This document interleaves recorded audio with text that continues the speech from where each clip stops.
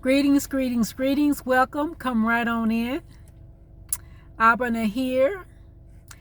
I was sitting in the car, had a few minutes, and I've been so inspired since I attended the All Black National Convention in Chicago over the weekend. I am just so thrilled to have taken part in such a phenomenal happening. Kudos to Doctor Boyce, his wife, his brother, and the whole All Black National Convention team. They did a fabulous job. Let me tell you some of the people I met, right? And got to rub shoulders with, if you will. It was so inspiring and really impactful, and made me think more pointedly about how I need to implement things as a vegan and plant-based lifestyle coach, right? I got a chance to talk with Madam Prezident and get a book signed by her. She's got a book of poetry out that is just fabulous. And she's so down to earth and real, and she like me just has such a wonderful relationship with her grandmother. But what impressed me about her was her truth, and I feel an ancestral pull towards her. And I also am very grateful that she talked to the crowd about Black men and women loving one another and being unashamed and very committed to be deep in that love, and as opposed to going hard and criticizing one another, she says, let's go hard in the love. I love that. Love it. And then I met Ash Cash. Thank you, Ash Cash. He has a podcast. He's a millionaire. And he just talked with me one-on-one after his presentation about stay the course. Keep talking to people, keep sharing my thoughts and what I have, and don't stop. Be consistent. I got the message, Ash Cash. Thank you so much.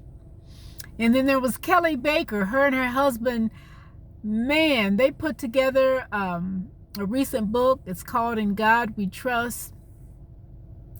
Her and her husband are doing some phenomenal things, and I got to talk with her one-on-one about building generational wealth, and she is just so inspiring when it comes to teaching our people about what systems you need to set up to build that generational wealth. And actually, in the convention, there was talk of building dynasties, y'all. Dynasties is several generations over time. Can you imagine?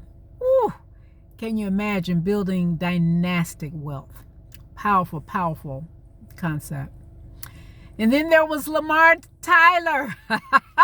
That brother is straight fire.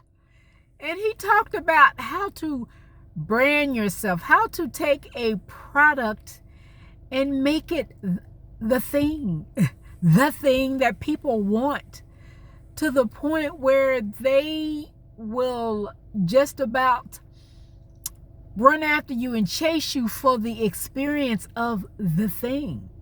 So that taught me to make my thing a good thing and a thing that people want. So thank you, Lamar Tyler.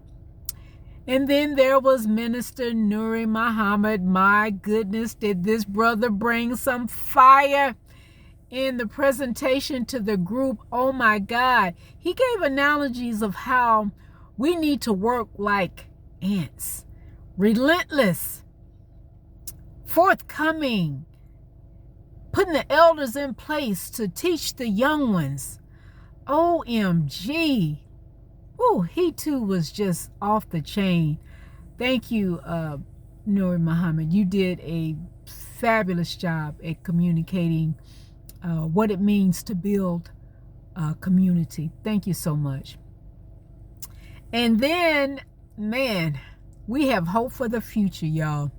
had two young people that really I admired. So there's a young brother by the name of Lavar Scott. He is not even, I don't think he's even in his mid-20s. I think he's in his early 20s. He's a race car driver.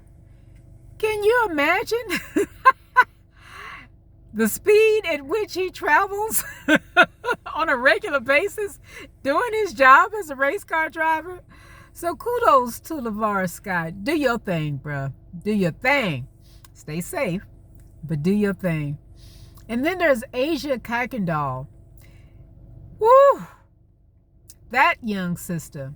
She said she's in her mid-30s. I think she said she's 35. She has information about quantum wealth. And you know what my major takeaway from that was? It's not just wealth. You got to get your mind right to think about wealth, to build wealth, to receive wealth. OMG. I had to stand up once she finished her presentation and just give her kudos for, standing tall, standing strong in what she knows about building quantum wealth. And just because she's a young person, having the tenacity and the purpose to go out there and teach about quantum wealth to our people.